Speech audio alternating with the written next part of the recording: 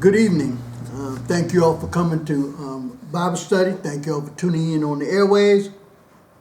It's a good day today. It's always a good day. We have an opportunity to come to the house of the Lord. Like us on YouTube, and Pastor Jeffrey Goodine. Subscribe and hit the bell to be notified.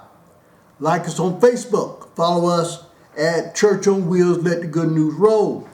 Facebook Live, Jeffrey Goodine. Twitter, which is now X, at Goodine Jeffrey. Instagram, Goodine Jeffrey.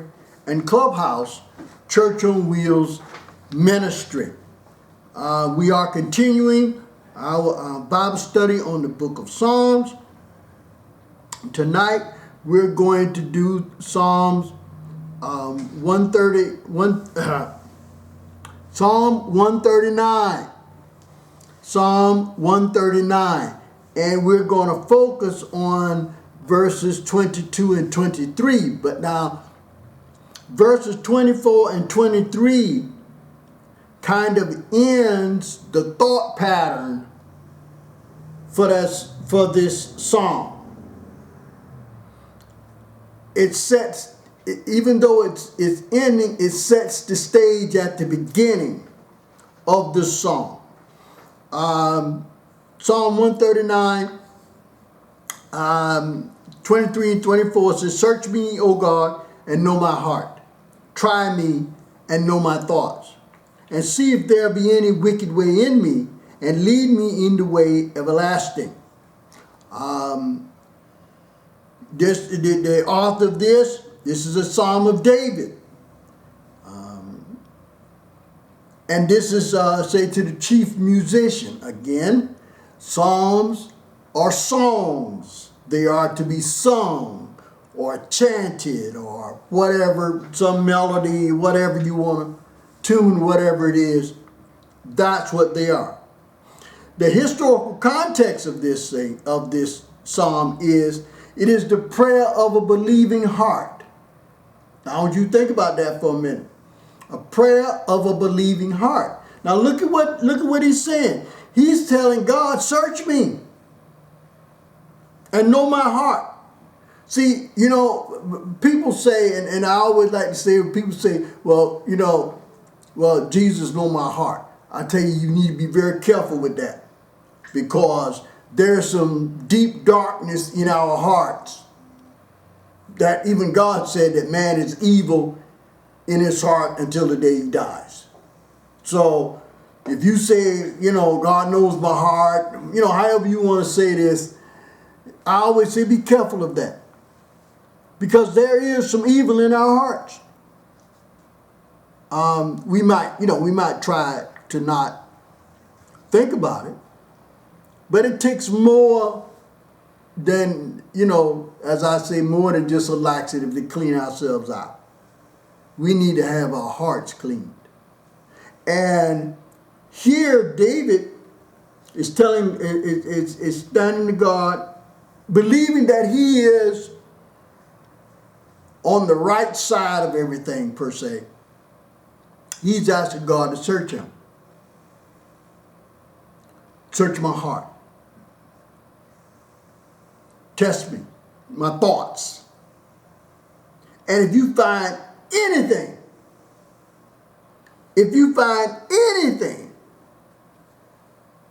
then clean me up. Now, as I say, we can say, Lord, search me, search my heart. But we love to say, Lord knows my heart. But see, we don't take it any further and tell him to clean us up if we find anything that's in our hearts that's evil like that. But even Jesus said man is evil in his heart till the day he dies.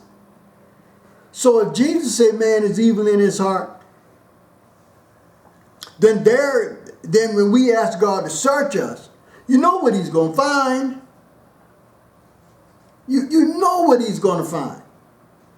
So ain't no sense in trying to play the game. You know what he's going to find. And what David is saying is that search me, test me. If you find anything wicked in me, then clean me up. Now I say that should be the prayer of everybody. Search me, O God, search me. Know my heart. If you find anything, I might be thinking I'm on the right and, on the straight and narrow. I might be thinking that come on, we go to church, we go to Bible study, singing the choir, we down at the food, giving church, and we just helping everybody, and we just living like we don't have a care in the world. But what happens when we ask him to search us? Now the facade comes off. The facade comes off now. Now, what do we see? So here, this David believing that he's telling God, search me. And if you find anything, any wickedness in me, then lead me in the way of everlasting, which means clean me up. Clean me up. Now, personally, I think that this should be a prayer that we pray in the mornings and at night, especially after we've dealt with some family members. We need to straighten up. But David here is showing that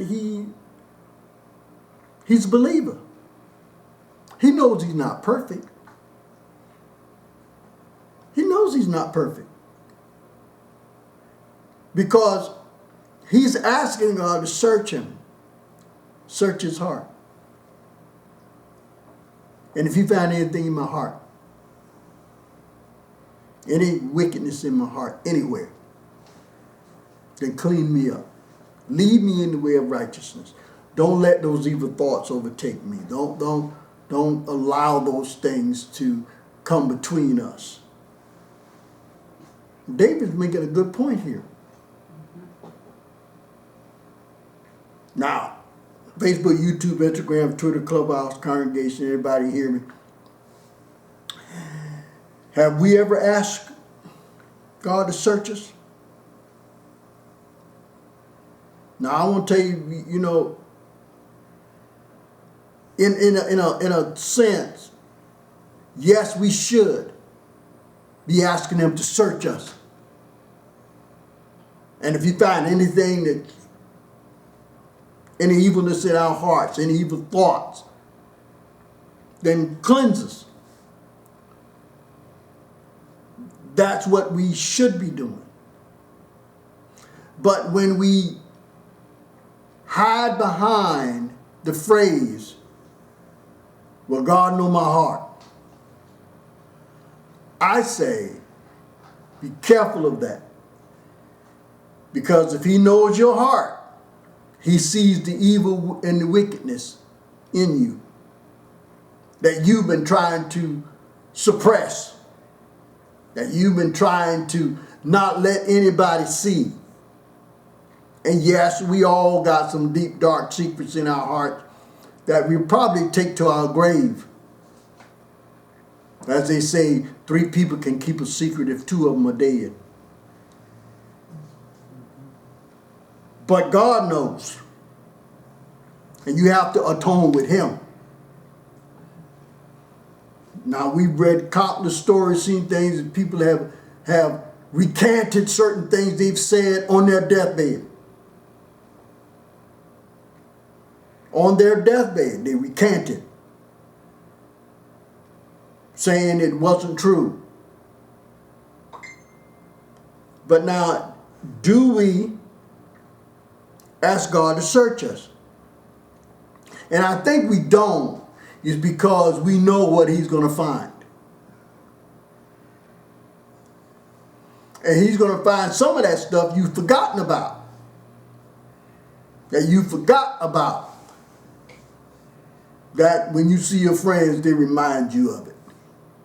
And then you go, oh man, I forgot about that. well, you know, you moved on to something else. But it's still there. It's still there. Now, in the Bible, if you want to talk about searching the heart, when Moses went to Pharaoh and told Pharaoh, let my people go, every time he said no, and God sent a plague, Pharaoh's heart got hardened. I can stand, I'm not going to do it, I'm not going to do it. And even God said, Pharaoh, I don't even have to do anything to him. He has enough hatred in his heart already. So you see, we got the hatred in our hearts already. It's already there. We just add to it in a sense. But here in this psalm, David is saying to God, search me. Search me. I want you to search me. I want you to know my heart. I want you to see my heart. If you find anything,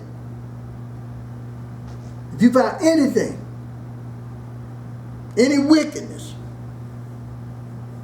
then lead me in the way of everlasting. Search me. Clean me up. Clean me up. Now, this is a familiar text or song. Search me, O God. Search me, O God. Search me. Now, how many of us would be, I can tell you now, we would be reluctant to say search me.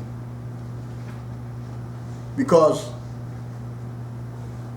you know, there's some evilness, there's some darkness in our hearts that we don't want nobody to see.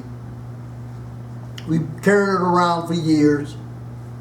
Nobody knows about it. It's our deep, dark secret that we don't want anyone to know. Even our closest friend don't know it. Our brothers or sisters, mom or dad, anybody close, they don't know it. But God knows it. And here David is asking, from a believer's point of view, that search me, God. I feel that my heart is clean. I feel that I'm clean. But search me and know my heart. And if anything in there that is not of you, cast it to the pits of hell.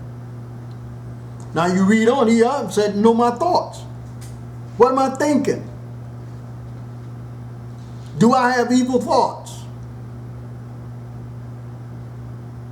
Now, we really can't see what's going on in anybody's mind.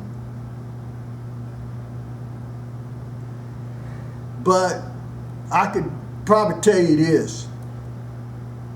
You cut them off on I-4. Yeah. Yeah.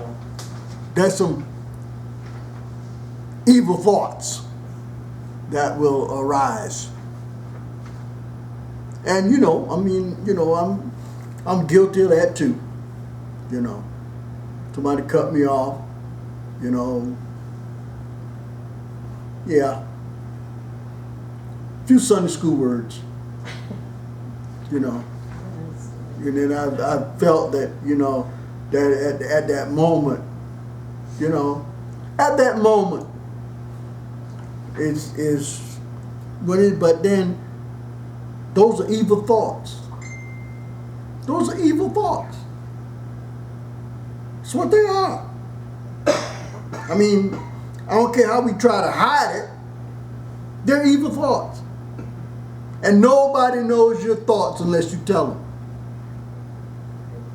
So here David is saying, Search me even my thoughts. And if these thoughts, if those are wicked, then clean me up. Then clean me up. So I think this is one of those psalms that, well, all of them are good. No one is I wouldn't say more better, or I don't know what word, whatever. But in this instance, here David is telling God straight up to search me. Now,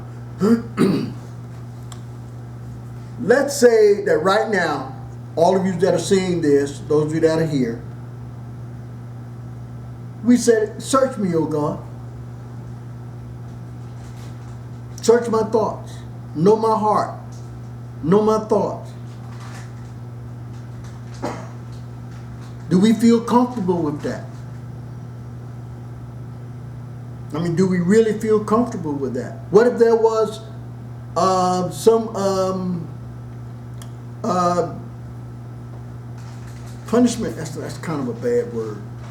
Some kind of consequence. There we go. Let's do that. Some kind of consequence that comes. Would we feel comfortable telling God, search me? Search my heart. Know my thoughts. We're testing it. Now I'm going to tell you this right now. Before you even start, you already failed the test. Okay? You can't pass it. This is one of those tests that you can't pass because of our sinful nature. So you've already lost the test. So now you're going to have to do what David said. Search me, know my heart, know my thoughts. And he put in there, if you find anything wicked, which I know you're going to find, but I'm just going to be truthful. If you find anything that's wicked in me, clean me up. Clean me up. Now that's a safe way of asking God to search you. Instead of just saying, well, God knows my, He knows my heart. Knowing my heart,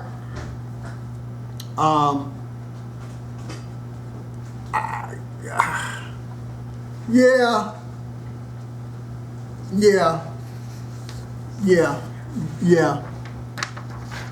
When you say God knows my heart, yeah. And again, like I say, there's a catch in there. We didn't ask Him to clean us up.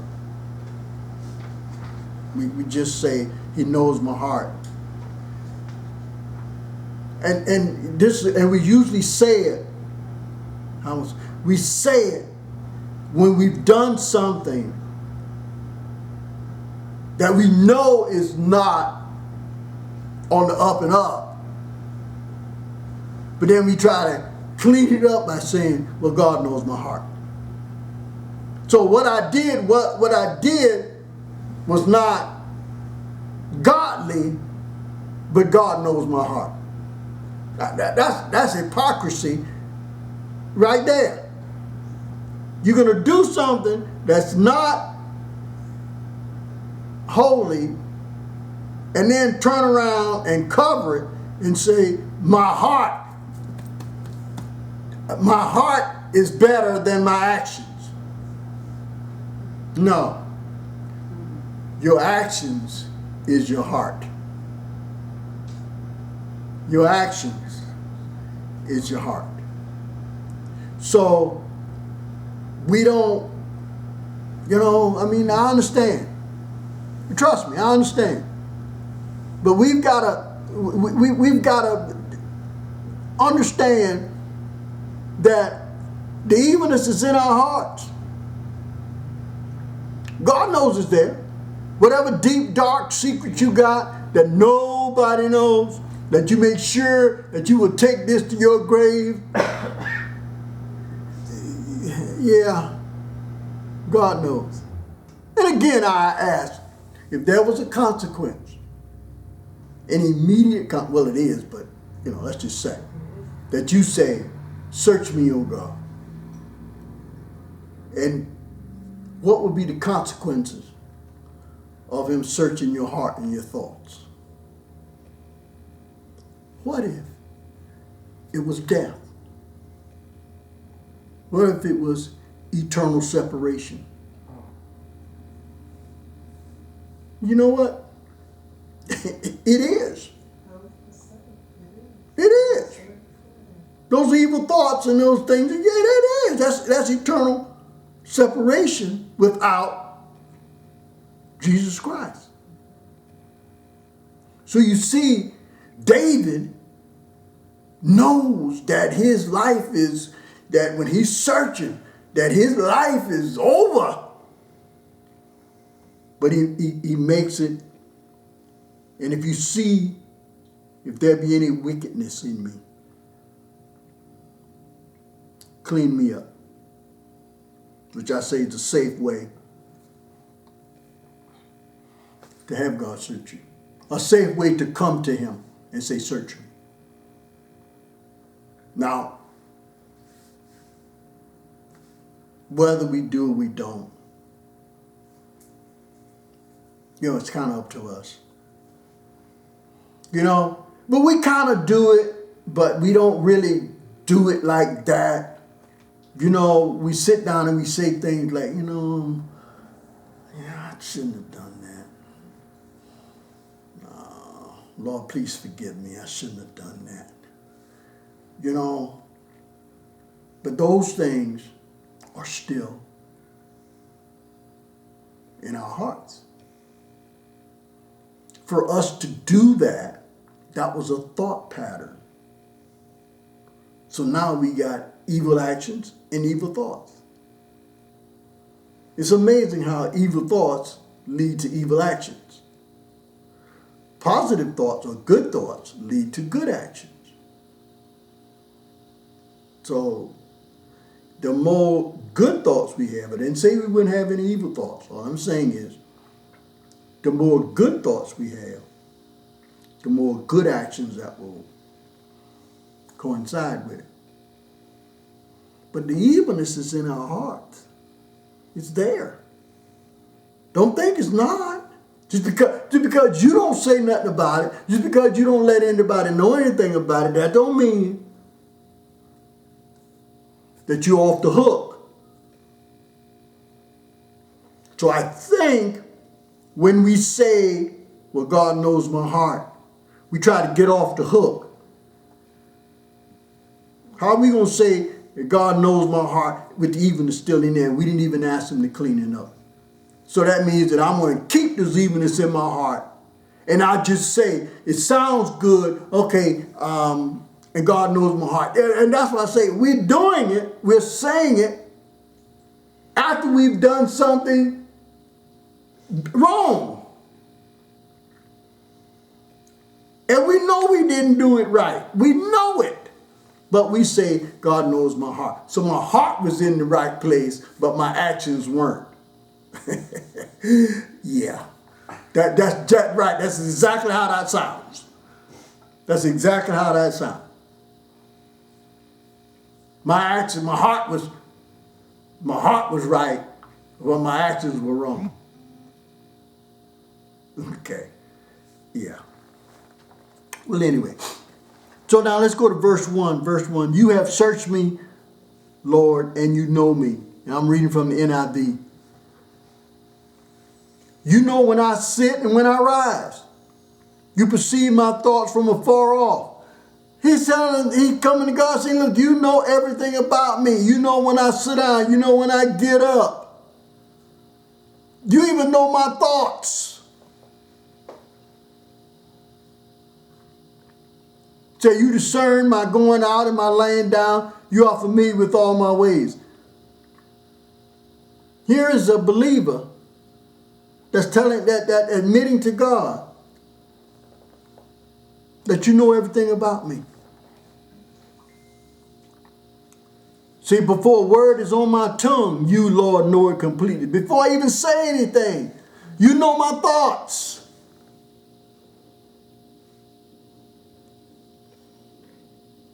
You hem me in behind and before, and you lay your hand upon me. Such knowledge is too wonderful for me, too lofty for me to attain. He doesn't know why. It's too much. He knows that, God, you know everything about me. You know everything, that I can even think about. You already know about me. And it's too much for me. It's too much. I can't, this feeble mind of mine cannot comprehend. Think about it now. I just want you, Facebook, YouTube, Instagram, Twitter, Clubhouse, congregation, anybody hear me? I want you to think about it for a minute. Can we comprehend God? I'll answer that for you. No. We don't have anything to compare it to. So, the best we can do is to believe in him, trust in him. We don't know what he's going to do next. We don't know the next second or the next minute or the next hour. We don't know what the plan is. It's too much for us. We just don't know what the plan is. You know what? Why don't you try this? This is easy. I want you to make plans and tell God your plans. I want you to make plans and then tell God, this is what I plan to do. And when God get up off the floor from laughing, he's going to tell you, okay, I want to see how that works out for you. Now, my plans for you are going to work. Your plans for you, if they coincide with what I have for you, then you did good. But more than likely, it doesn't. Our plans are God's plan. Our plan for our life and God's plan for our life are 180 degrees apart. It's 180 degrees apart. 180 degrees mean that we're looking that way and he's looking that way. But guess what? His is going to work. All the time, every time. Ours, a prayer. And we can see the plans start crumbling quickly.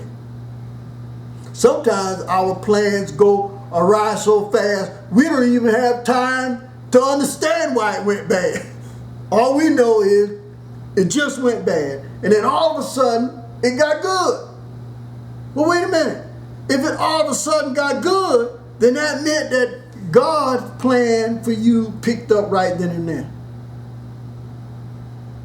And then you say, you know, I couldn't have planned it no better. No, you're right. You could not have. Because of your thoughts. Now, David says that, you know, before the word is on my tongue, Lord, you know it completely. You got me you got me coming and you got me going. I can't go nowhere. Now, in verse 7, you see, he said, where can I go from your spirit? Now, okay, where can we go to hide from God? I mean, I want us to come up with this one now. I want, I want you to be truthful with yourself. Where can we go from God? He says, where can I flee from your presence? He's asking, he's like, God, where do I go? He said, if I go up in the heavens, you're there. If I make my bed in the depths, which is in hell, you're there. If I rise on the wings of the dawn, if I settle on the far side of the sea, trying to get away. He said, even there, Your hand will guide me. I can't get away from you. Your right hand holds me fast. Then he said, now here, now think about this. This is what we do. This, I like this one. We figure what we do in the dark, nobody else see. Well, I'm here to tell you tonight that I don't care how far in the back, in the corner, in the dark you are. Somebody see you. The old saying, in the club, in the back, in the corner, in the dark, one of the people in the club said, Pastor, that you? In the corner, in the back, in the dark, somebody see you. But here David said, now, if I say, surely the darkness will hide me, and the light become night around me, which means what I'm going to do in the darkness, nobody will see it. It says even the darkness is not dark to you. The night will shine like the day, for darkness is as light to you. There is no darkness in God. No, I don't care how much darkness you got in your heart. You try to hide from other people, he see it. That's why I say we don't, we really kind of, I'm going to say, we want him to do, we want to say that we're clean. We want to say that we're righteous. We want to say that we're all holy. We want to say that we're sanctified. We want to say that we're glorified. We want to say these things. But we know our wretched souls are not worthy. So we don't. But that didn't stop David. David was like, look, God, I know, but I want you to help me out. Search me. I didn't say nobody else. Search me. My thoughts. Search my heart. The thought, that darkness in my heart that I forgot about.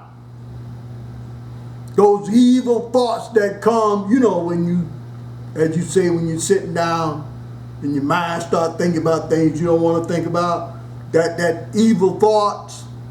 It's amazing how those, your mind, the idle mind, they say the idle mind is the devil's workshop.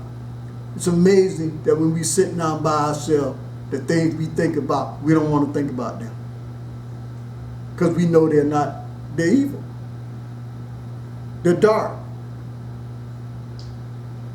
Now, if we had good thought, we want to think about them all the time. But you notice that whenever there's a good thought, it's a poof, gone. And them evil thoughts, they multiply. Then you don't want to think no more. Then you don't want to think no more. But this is a believer's heart. And when you see verse 13, it says, for you created my inmost being, you knit me together in my mother's womb, which means that you knew me before I knew me. You already knew me. It says, I praise you because I am fearfully and wonderfully made. Your works are wonderful. I know that full well. Now, God made us. He don't make mistakes. We're all wonderfully made. Something happened.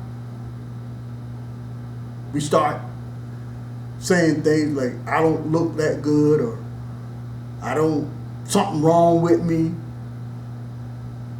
Something. And forgetting the fact that God made you. And each one of us have a purpose.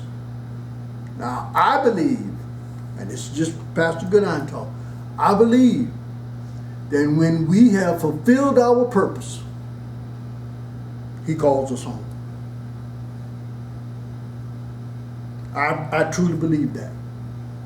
That when we have fulfilled our purpose, now, his purpose for us, but not your purpose for you, because what you're doing, you think that's your purpose, that's your purpose in life, that could be 180 degrees from what God had planned for you. Because I always say that your purpose or your gift will make a way for you. That's the easiest thing you'll ever do. Because you got all the tools to do it. It's so easy until you kind of take it for granted. That's a talent, that's a gift. Not everybody got that. Not everybody got it. And if we don't use it, then you know what he does. He takes it from you and he gives it to somebody else who got a whole bunch of talents. So you see, here is a man after God's own heart being submissive to God. And we're not, because we know the evilness and things that's in our hearts.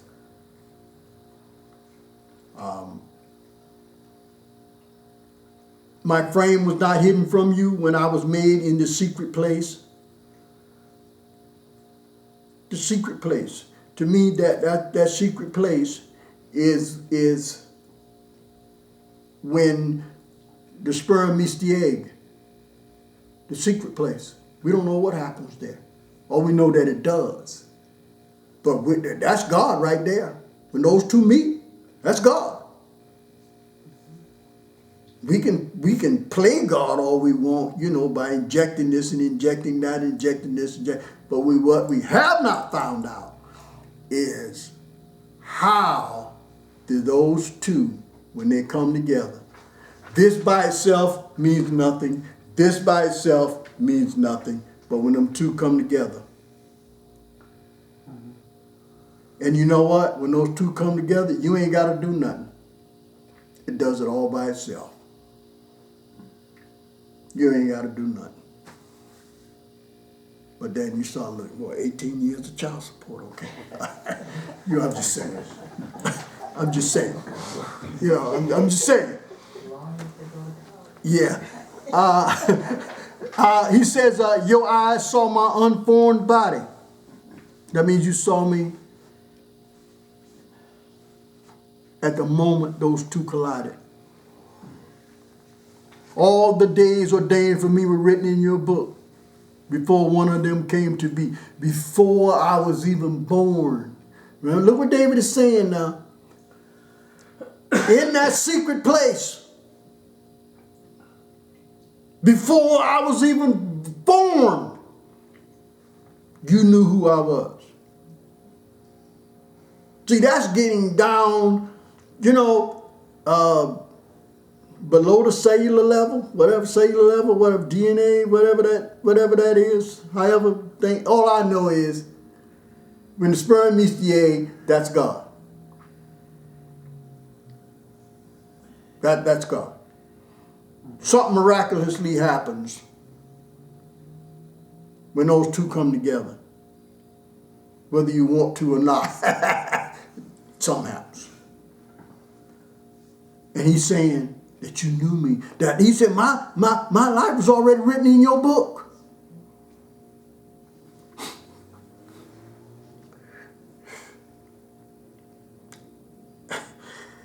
Can you see now why David is saying, search me, O God?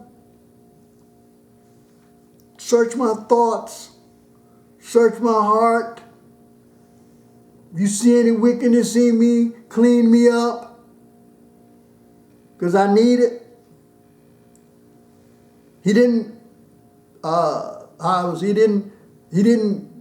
say, you know my heart. No. He says, search me.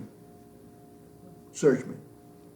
Then he says, how precious to me are your thoughts about me. If I said to you, if you said, search me, O God, what would God's thoughts be about you? mean, come on. What would his thoughts be about you? David is saying, your thoughts about me, they're precious. And it's too many of them. And no matter what I do, when I'm awake, I'm still with you. No matter what I do. No matter what I do. So he has to confess to search me. He has to confess to search me. And he's telling me that only you can get rid of this wickedness that's in my heart. I know it's in there.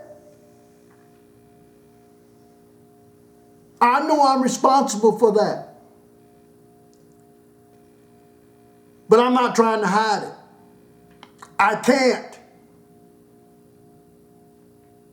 And I need cleaning up. I need something. I need cleaning up. And only you can do it. And only you can do it. So search me. And then he goes on to talk about the wicked people in life. Says, if only you, God, would slay the wicked. He says, God, you got to get rid of them. But now, let's be careful with that one. Because if he says slay the wicked, you might be in line. You probably are. I don't know if you first or second, but you in line if you saying slay the wicked. Because see, the wicked is in the heart. Now, if you don't believe it, I mean, there are wicked people that help the poor people. There are wicked people that serve down at the soup kitchen. There are wicked people that, in all parts of society, that when you see their actions, you go, oh man, they're great. Till you look at their heart. The facade. See, when you ask God to search you, now he's past the facade. He's past that. That's what everybody else sees. But the wickedness in the heart, that's what he sees. And David said he counted them as his enemy. And then again, he finishes with, search me, O God, and know my heart. Search me, know my heart. Try me, know my thoughts. But he saves a way out. He says, and if there be any wicked way in me, lead me in the way of everlasting. The wickedness in our hearts. That's what they don't see.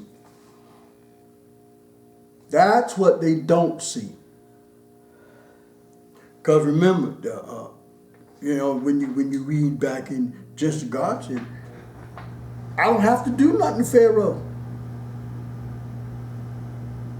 They said, aren't you going to attack him? Why? He already evil. He already got evil in his heart. His heart's already hardened, so he already know. I don't have to. He will self-destruct. That's when I say God said he will, turn you over to your reprobate mind. Reprobate mind. When I say reprobate mind. You already got enough evil in your heart. Your heart's already hardened. You're already destroying yourself. You're already doing it. And then, we love to say, and I heard it last night. I saw Flip Wilson on a little show last night. He said, the devil made me do it. I bet you the devil back there say, no, I didn't, no, don't put me in that. No, I did not do that. You know, but we blame everything on the devil instead of us taking responsibility for ourselves. Because when you ask God to search your heart and your thoughts,